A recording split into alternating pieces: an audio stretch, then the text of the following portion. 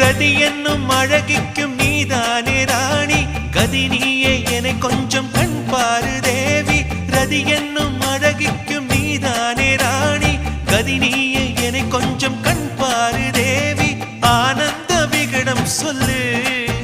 என்னை பேரின்ப நதியில் தள்ளு ஆனந்த விகடம் சொல்லு